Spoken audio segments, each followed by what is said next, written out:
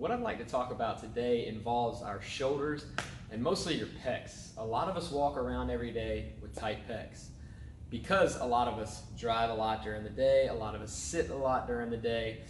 We do other things where we're pushing and things like that. You might be a cyclist, you might like to spin, do stuff that kind of gets you in that forward posture position oftentimes. And I get it. I get in that position when I'm at a computer. It's an efficient position to be in, and it's a way our body sort of compensates for us being like that all day. And instead of allowing our shoulder to just sort of hang loose, it brings it forward and in, right, into this position here, so that it's got somewhere to go and it finds stability there when we're in a seated position that we're in for a long time. And it's a really unstable joint, you know, for a lot of reasons, so that we can do a lot. We can do what I just showed you, we can reach up, all that good stuff. What I'd like to show you today is how to work on that, right? So if we're in this forward posture position a lot, how to open that up, hopefully decrease some shoulder pain for you in the long run if you can do this consistently, and then also help you when you're in here lifting weights. So a lot of what we do here at Breakaway, and what a lot of people like to do, we do things like power cleans, which involve a big pulling motion. And if we don't have proper internal rotation, we don't have the range of motion here in our shoulders to get where we need to during that motion to keep the bar close to our body, it'll move away from the body. When the bar moves away from the body in an explosive movement like a power clean or a full clean, it becomes less efficient, and generally you can't move as much weight as effectively, or you can't be as efficient in the cardio that you're trying to do with that movement that day. It plays into a lot of other movements in our lifestyle as well. And if you're thinking about going and doing some push-ups, doing some bench press, a lot of times the positioning of our shoulder can be poor because of the amount of time we spend in that forward position. So if that sounds like you, I want to show you a couple of things you can do to work on that today. First, we're going to use, this is a ball from TP Therapy, or Trigger Point Performance Therapy. You can use a lacrosse ball. A tennis ball is probably a little bit too soft, anything that's a hard ball. And what we want to do first is inhibit or try to relax those tight pecs that everybody tends to have a problem with. So a guy or a female, regardless, we're going to put it up a little bit higher on the pec, kind of right in the middle of that musculature. And I'm going to put both hands on it. Once I get there, I'm going to make sure I'm breathing in, letting that belly come out. And as I breathe out, I'm going to do 2 pivots. I'm keeping pressure the whole time. I'm going to do 2 pivots. Breathe in, pivots. Now I'm going to pull kind of down and away. So I breathe in again, keeping pressure that whole time. So you can hear the breathing. I'm kind of aggressive with that breathing. That's going to help with blood flow to the area, shuttle out things we don't want in there, and bring in new things that we do want in there to help relax that musculature. So you can go through that 4 times, 2 rotations, and then 2 pulls on the exhale part of your breath every time. Now when you get in that position, we want to make sure we're not uptight like this and squeezing tight through those traps. Relax those shoulders down and back, and that's a good position to be in to do that pec smash with a ball right here.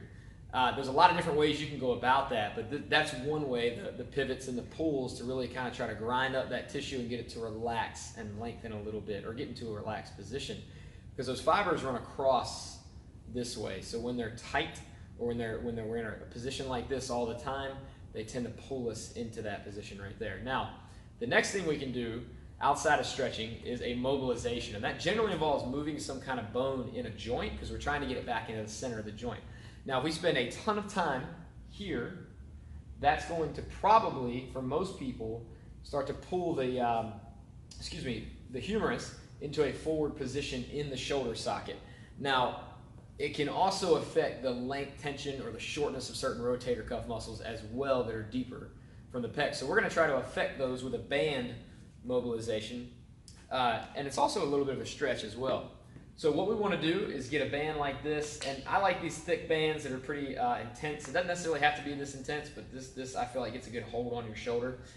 This technique is from a guy named Kelly Starrett. I always try to make sure I give shout outs where I get this information from, whoever I'm studying with. I highly recommend it. He wrote Supple Leopard. So again, we went through that pec smash. Now we're going to go into what's called a banded distraction, or mobilization, to try to open that shoulder joint up. We've relaxed the muscles with the ball that we used. We're going to try to get it to open up and get in a good position. So again, we can clean effectively, we can press effectively, and hopefully you can just reach up in the cabinet, take something down without your shoulder hurting. So I'm gonna take this band, I've got it about shoulder height for me, put it right around my delts right here, and then I'm gonna lean away. I'm gonna bring, actually before I lean, I'm gonna bring the same arm up. I'm gonna internally rotate and bring it up behind me. Now if you can't get there, you can open that arm up here, but we're gonna try to internally rotate and bring that arm up. To keep it in place, I'm gonna hold that arm with my other hand. So I'm gonna lean forward, and if you notice when I lean forward, this should move back. So I'm trying to get that shoulder into a good back position and keep that band kind of tugging on it a little bit to hopefully help move the bone back in the socket somewhat.